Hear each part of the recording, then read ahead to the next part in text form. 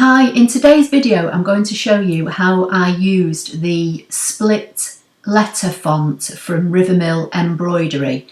Now I have done a video on this before, but it was I think a couple of years ago. It is on my channel in the playlists under Embrilliance Essentials.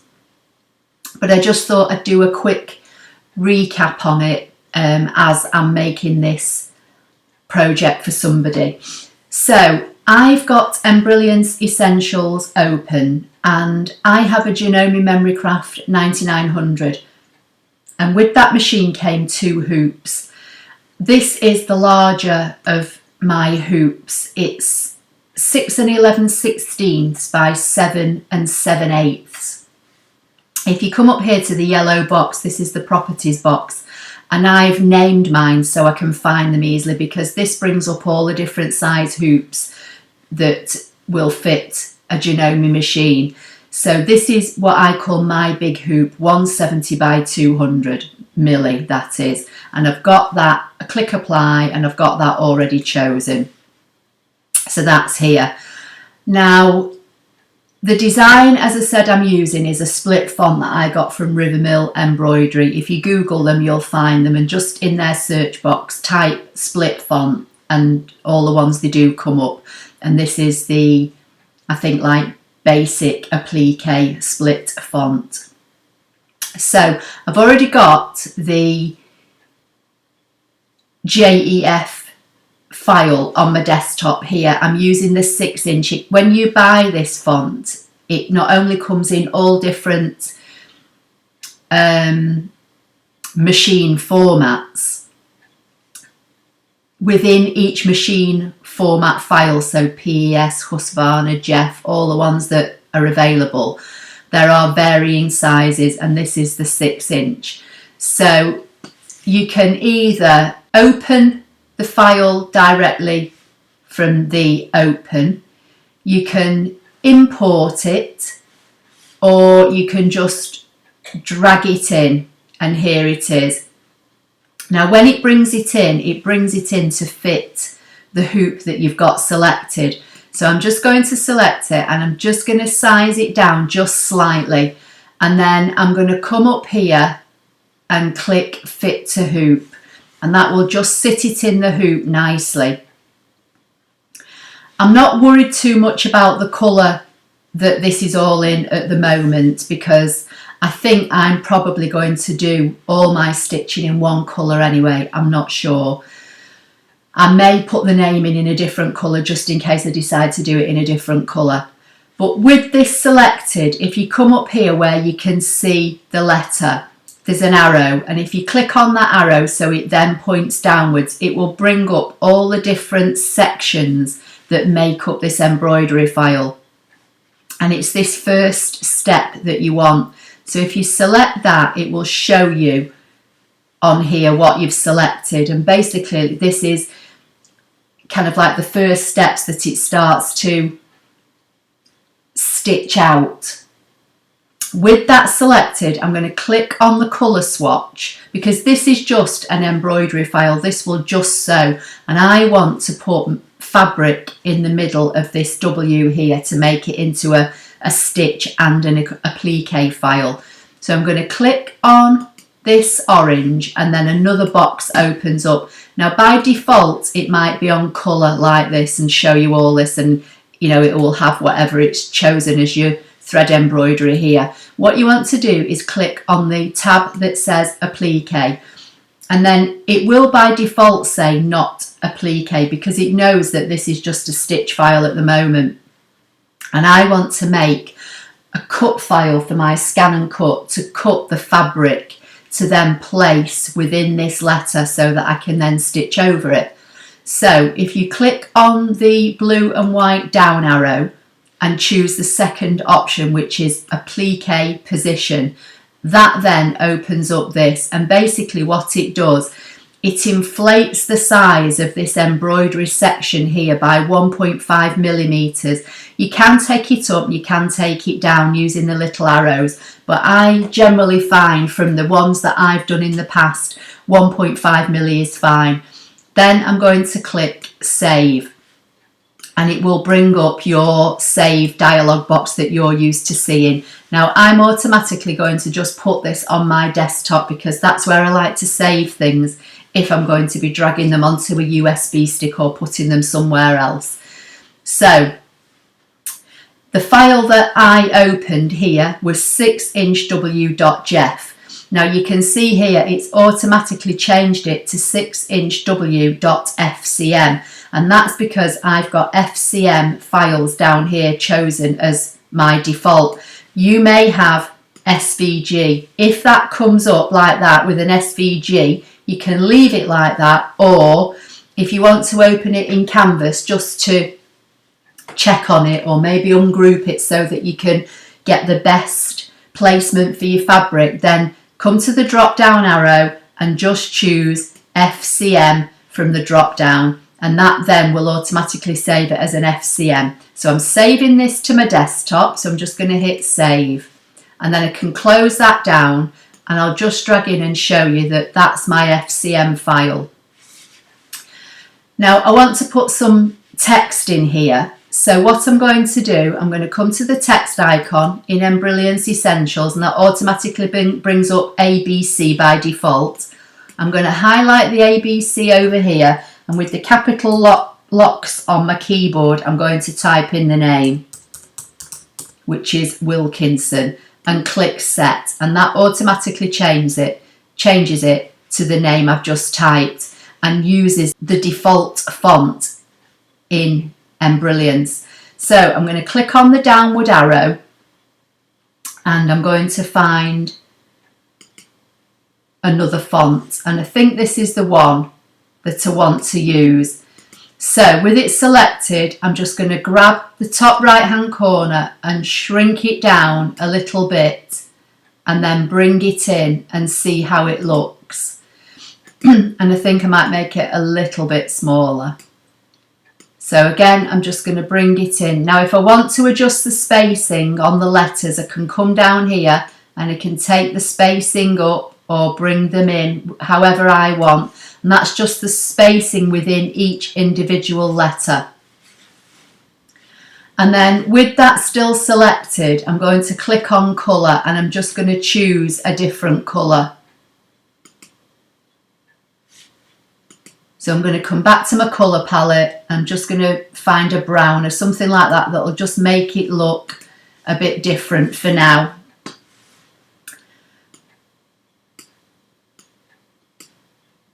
So I'm just going to adjust it and tinker with it, and then when I'm happy with it, I'm going to go to, there's a disc, I can click save, it will bring a box up. I'm just going to highlight over where it says my design and just call it video_w.jef, and I know this is the one I made for the video, and I've got JEF still chosen down here, and I'm just going to put it on my desktop and save it. And what it does, I'll bring the files in, it brings you two files. So it brings you the JEF or the PES or the Husqvarna, whatever you're saving your file as, and then it brings you one called a BE, which basically is your working file, but I only want the JEF for my sewing machine. So what I'm going to do now, I'm going to close this down because I don't need it anymore. I've actually already saved mine onto a USB stick, and I've already opened my file in ScanNCut Canvas, but I'm going to show you how to do that. So I'm just going to get rid of that for a minute. I'm going to open ScanNCut Canvas, go to a new project, and then I'm going to come over here to the SVG icon, and I'm going to go to my desktop. I'm going to find the cut file I made, the WFCM cut file, which is here, and choose it and say OK. Now when it brings it in, it automatically brings it in grouped. So with it selected, I'm going to right click and ungroup, and then these now are all individual pieces if I click on them.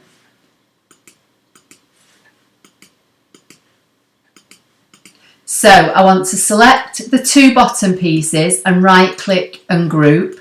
and select the top pieces and right click and group. And the only reason I'm doing that is because I may want to position these on the fabric in a certain place to get maybe a specific part of, you know, the fabric pattern showing. I'm not sure yet. And if they're grouped as a whole, I might not be able to do that. So at least if I've got them grouped independently, I can position them on the fabric to get the best use out of them, out of my fabric, and the best use out of maybe positioning any pattern. So then you would give it a name here, save it into your Canvas projects, and then download it however you download your design. So I've got the ScanNCut machine on. I'm going to go to pattern. I'm going to come to the Wi-Fi transfer icon here in the top left. I'm going to select that, wait for it to retrieve the FCM file that I sent over wirelessly, and then when I click on these, you can see that's a group and that's a group. That's how I save them in ScanNCut Canvas. Now, to save some time, what I've done, this is my Hessian, or if you're in anywhere other than the UK, you may know it as burlap.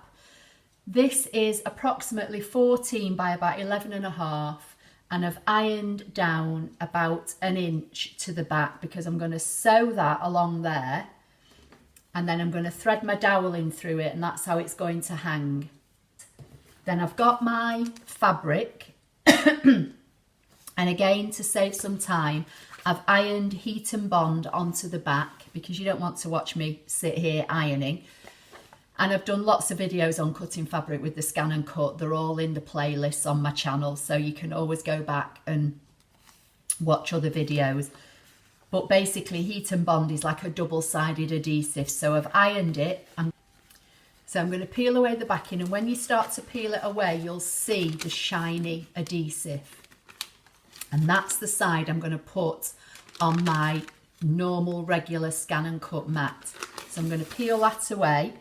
And if you're unsure what heat and bond is, this is it. In the UK, all the heat and bond I've bought has been either in a purple package or a red package. The purple package is sewable, so it's not supposed to gunk up your needle. And the red package just has more adhesive, which basically means you can stick your fabrics to your projects and you don't need to sew over them. So now I'm going to put this fabric on my regular ScanNCut mat.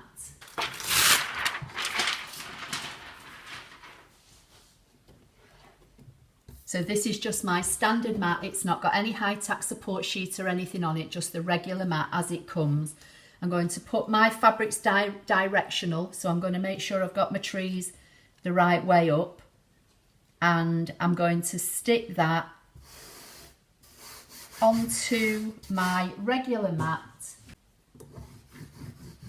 Give it a good rub down with the handle of the spatula, and I'm going to scan it through my ScanNCut because I want to position these two halves of this letter on this fabric.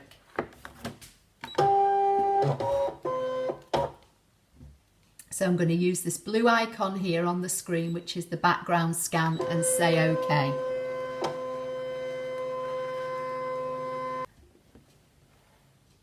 I don't know how well you're going to be able to see this or not, but basically I can see the fabric. So I'm going to move both parts of the letter so that they're on this fabric, and then I'm going to set my blade for how I cut fabric.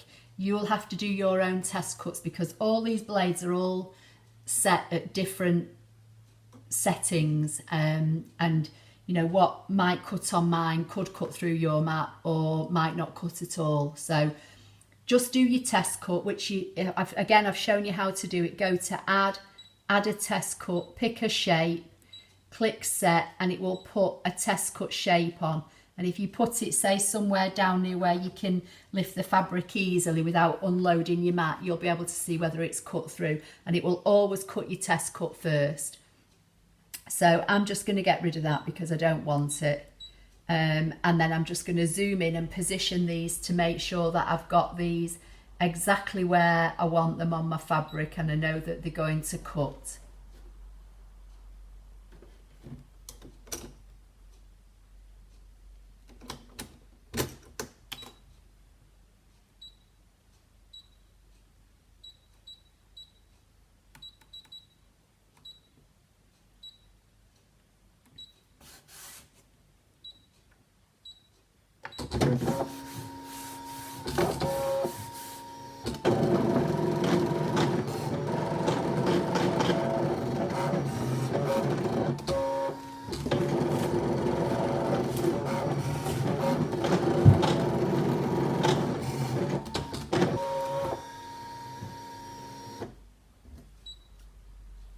Okay, that's cut.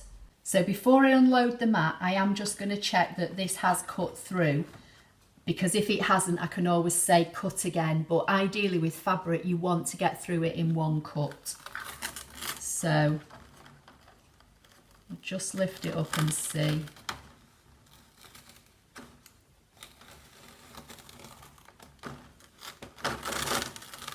Yeah, and it has cut through, so I'm going to unload the mat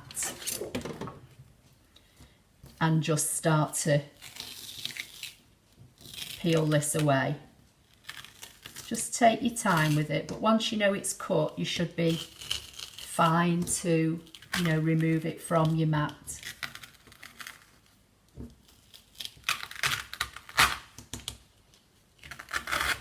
I find using heat and bond with the ScanNCut that it always cuts lovely, it always cuts perfect for me. And obviously I've got that whole strip now with heat and bond on that I could use for something else in the future, so I wouldn't, you know, throw that away. So they're the pieces now that once I've got my machine set up for the embroidery and it's stitched out my basting outline, I can position these on and then carry on. Okay, so I'm quickly just going to show you how I'm going to do this. This is my large hoop. This is my piece of Hessian. I'm leaving that folded back for now. Basically what I'm going to do, I'm just going to bring the bottom up just to there and crease it. And then I'm going to fold it that way just to find the center point of this section, because obviously that's going to have the rod in it. So that's my center mark there. I'm going to put some stabilizer on this hoop.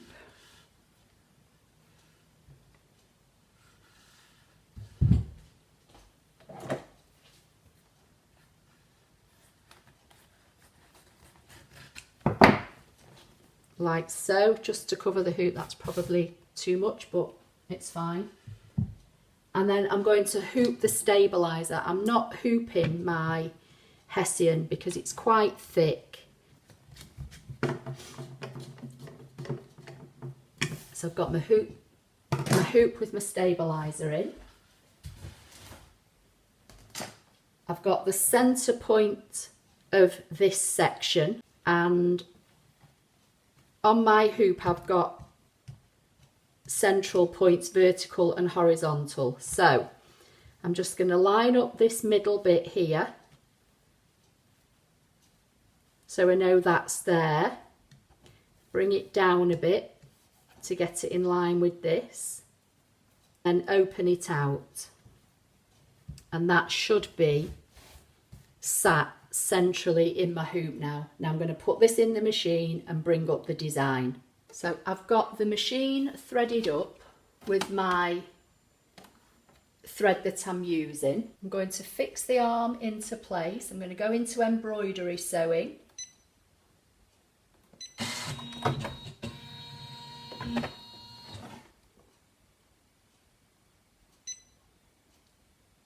And choose a new design and then set the arm into place here. And it just locks in. I've got my design on a USB stick.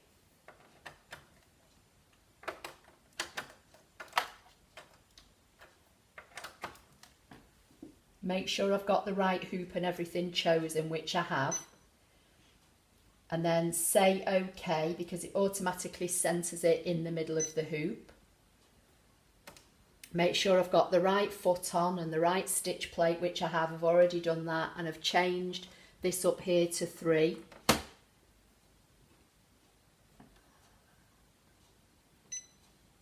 So I'm going to say OK and start the machine off.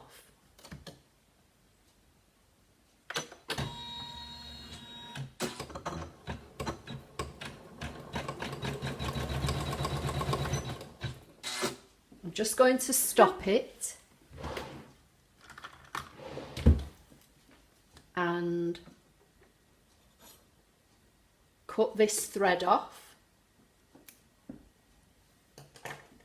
and this should stitch out the basting stitch for this W so that I can then position my letters on it that I've cut in fabric with the ScanNCut.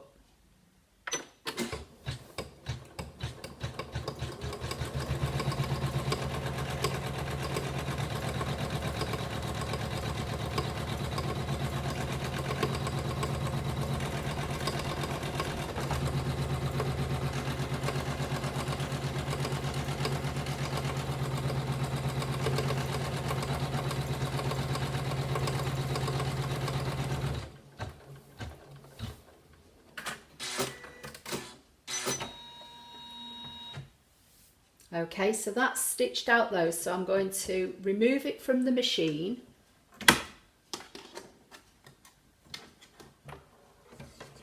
I'm just going to cut these jump threads while I've still got it here.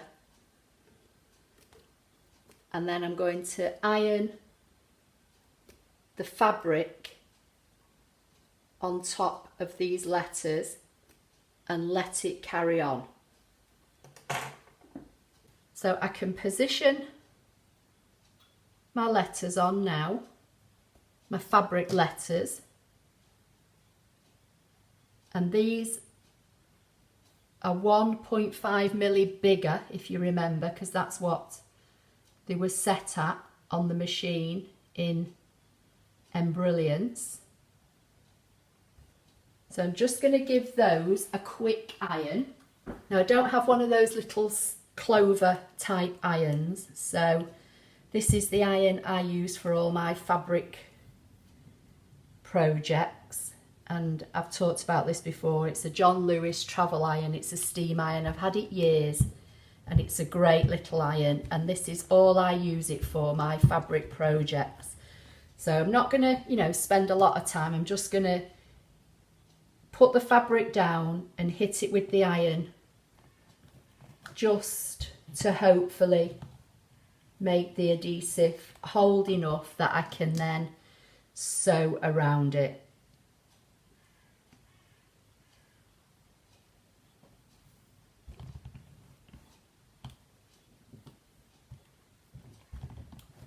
So that should be enough. So now I'm just going to load this back into the machine and hopefully carry on stitching. I'm going to put the presser foot down, say start.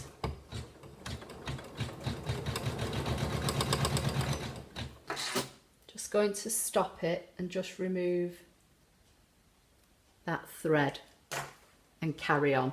And what this should do now is stitch round all the letters and then start to do all the satin stitch around everything for me, and then it should, put the name in the middle. So we'll see what happens.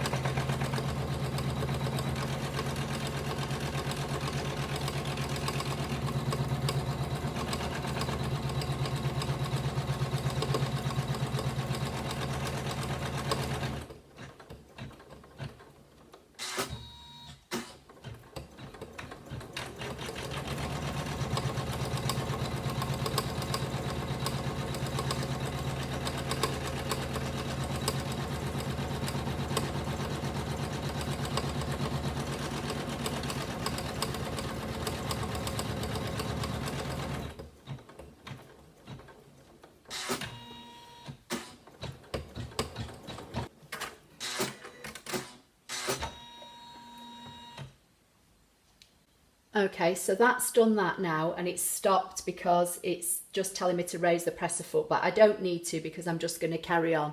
I don't know how well you can see, but this is my fault, not anything to do with the machine or the ScanNCut.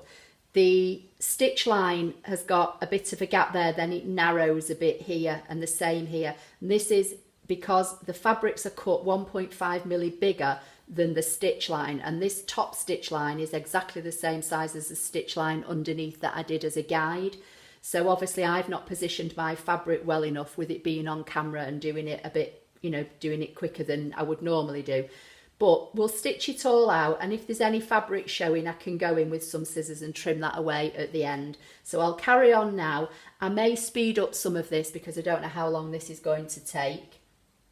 But then I'll come back when it's, you know, nearly at the end and I'll show you. I'm thinking that I may even add some more words on down near the bottom here, but I'm not sure yet in stitching. But I'll press on with this for now and see how it's going.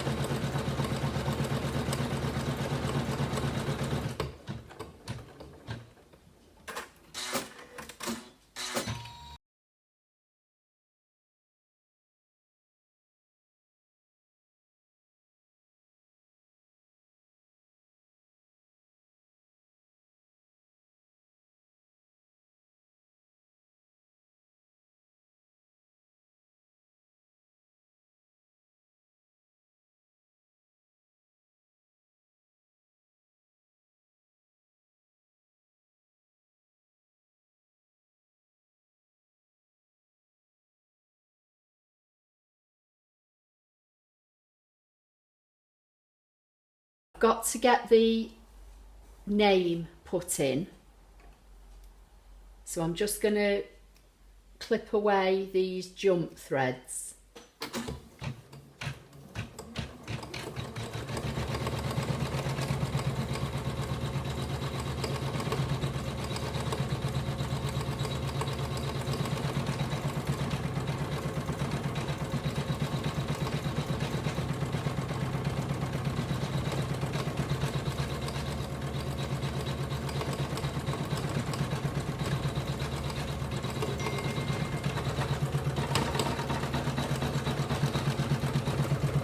Okay, so that's all finished now. I did go back in once the main design had finished stitching and I added in this date. So I'm just going to remove it from the machine.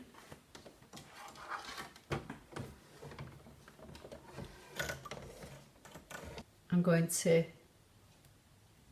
just cut all the jump threads and then remove it from the hoop.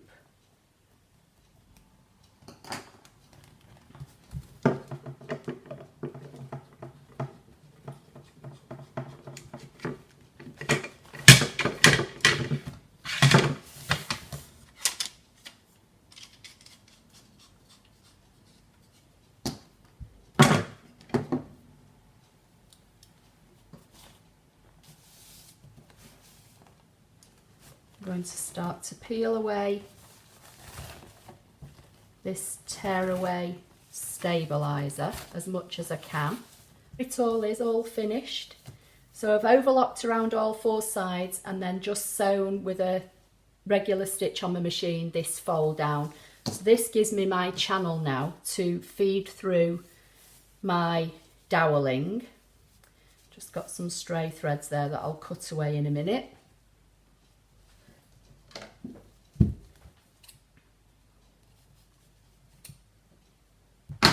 So all as I do now is take my piece of, this is about 24 inches long and it's kind of like that canvas type ribbon, and literally just knot it on one end, and then once I've knotted it and I've got it in place, I add a bit of hot glue just on the back there just to keep it in place, and then I bring this one around, just tie this one on, doing exactly the same.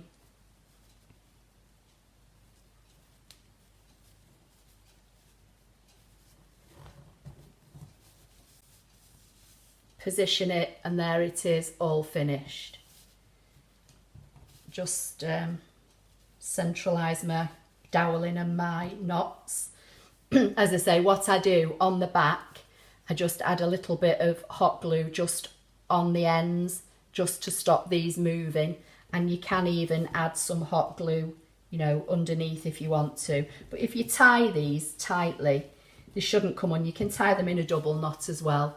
So I hope you like that project. Please give it a thumbs up if you did. Don't forget to subscribe if you don't already do so, and I'll see you in the next video. Thank you.